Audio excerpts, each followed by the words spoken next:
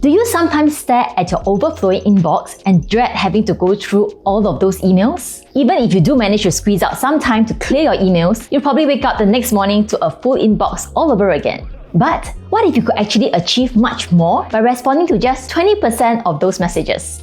Hi, I'm Angela from GrowthGarden. In this video, we'll be exploring how we can use the 80-20 rule to get more results with less effort, be it in your career, your business, or your everyday life. What exactly is the 80-20 rule? It basically says that 80% of our results will come from 20% of your actions. To understand how it works, we must first return to how it was first discovered by Wilfredo Pareto in 1897. As a farmer, he noticed that 20% of his plants was producing 80% of his total harvest. And before long, he noticed similar patterns all around him. For example, 20% of Italy's population owned 80% of the land and wealth. And that was how the 80-20 rule, also known as the Pareto principle, was born. This rule is so universal that you find it all around you, be it at work or in your personal life. We'll dive into a few specific examples later in this video. Now you might be thinking, it's impossible for the 80-20 percentage to apply to everything in life. In that, you're right, because the Pareto principle is not about the exact ratio, but the general idea that not all inputs or efforts deliver the same amount of output or results. The exact ratio could be 90-10 or even 99-1. But the point is the same. There is no need to overwhelm yourself by trying to tackle every single thing. Just focus on the small fraction of activities or efforts that will deliver the bulk of your desired results. Richard Koch's book is probably the most comprehensive that I found on this topic. I've included the links to the book and book summary below in the description, and we'll be applying some of his ideas in the upcoming examples. One of the key ideas I've learned is this two-pronged formula that will be applied in the various case studies. First, focus on what works best by asking what are the 20% of efforts that can deliver 80% of the results that you want. Second, eliminate your worst obstacles by asking what are the 20% of causes that lead to 80% of your problems or troubles. Now let's explore how we can apply this two-pronged approach to three different aspects of life.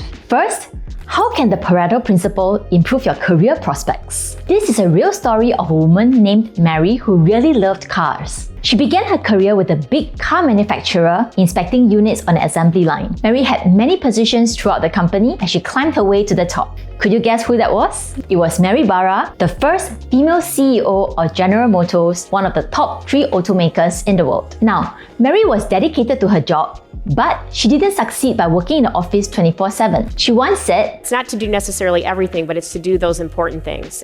All of us can benefit from her advice. Instead of working 24/7, what if we just focus on the most important things that will deliver the biggest results in our career? For example, there are so many things that you need to become a CEO. On her way up, Mary found that her biggest contributors were valuing people, having a mentor, leading by example, and embracing her fears. How about you? Let's apply the two-pronged approach earlier to our career strategies. First, what are the 20% of things that will bring you 80% closer to getting your desired promotion or your dream job? Perhaps these are the most critical skills, the most relevant experiences, or the most valuable connections that you need to move forward. Double down on those and drop the less important items. Next, what are 20% of obstacles that could hold you back from your career goals? Is it self-doubt, fear of rejection, or a lack of certain skills, experiences, or connections that we've explored earlier? By focusing on the most important things that give you results and hold you back, you'll be able to move forward in your career with much less effort. Now, let's look at a business example.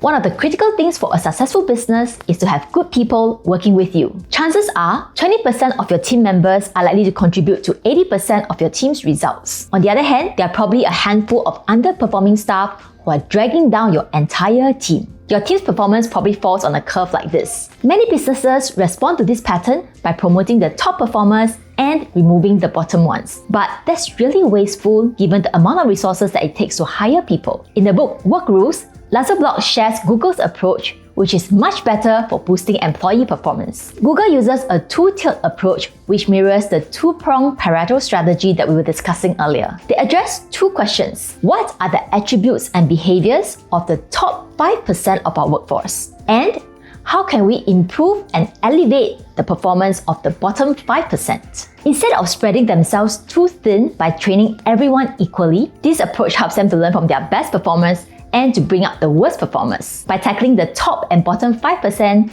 they can create the biggest impact on their performance. Can you think of using a same strategy to improve the performance of your team, your products, business operations, or marketing efforts? Are there similar ways that your business can learn from the top and improve the bottom? You can also use the Pareto principle in many other aspects of business. For example, focus on the 20% of customers that bring 80% of your sales. Fix 20% of the bugs that lead to 80% of your software problems or website downtime. Or improve 20% of the app features that 80% of our customers use most of the time. You can even use the Pareto principle to come up with business ideas. For example, women only wear 20% of the clothes in their wardrobe 80% of the time. So, two ladies came up with an idea to build their entire clothing business around this principle by providing quality clothing for the top 20% of the wardrobe so that their female customers don't have to worry about what to wear every day. They even named their company Pareto. Can you see how you can apply this powerful principle to your business or company? This principle can even help you to lead a more fulfilling life. Imagine this, you are high up in the Himalayas with icy winds lashing around you. The peak is just a short distance away, so use your remaining strength to make that final push. It was exhilarating to reach the top, but then you realize with horror that you have no more energy to make your way down. Sadly, this is a close reflection of life. Polish climber Paweł Abanski shares something that all seasoned climbers know. You don't actually spend 100% of your energy on the upward climb because you also need energy to get back down safely. Unfortunately, in the pursuit of our achievements and success, we often burn ourselves out trying to reach our next Everest. We neglect our families, our friends, and even our health and interests. Let's apply the Pareto principle to get more fulfillment in life with less time and energy. Going back to our two-pronged strategy, let's ask, what are the 20% of things that bring us 80% of happiness and fulfillment? It could be simple things like spending time with your family, tending to your garden, or maybe mountain climbing like Abanski. Commit time on your calendar for those things and say no to the rest. Now, let's look at the other side of the equation. What are the 20% of things that are holding you back from the life you've always wanted? The obstacles could range from daily distractions to a lack of self-awareness or even a nagging sense of internal doubt that you don't really deserve what you want. By knowing the things that bring you the most joy and the obstacles that hold you back, you can focus your time and energy more strategically. You can amplify the positive aspects of your life and systematically eliminate or reduce the negative ones. With this approach, you not only have to do less, but you also make whatever you do count more. Instead of working harder and faster to cram ever more into your life, the Pareto principle invites us to pause and be mindful of where we spend our time and effort. I hope the 3 examples earlier offer some inspiration on the countless ways you can get the most results for the least amount of effort and to live your best possible life. Here are some other possible applications from Richard Koch's book. You can get the book and reading graphics book summaries using the links in the description below. You can also apply the Pareto principles as a team to get a lot more done with your team, business, or organization. Check out this video for more details. I'll see you there.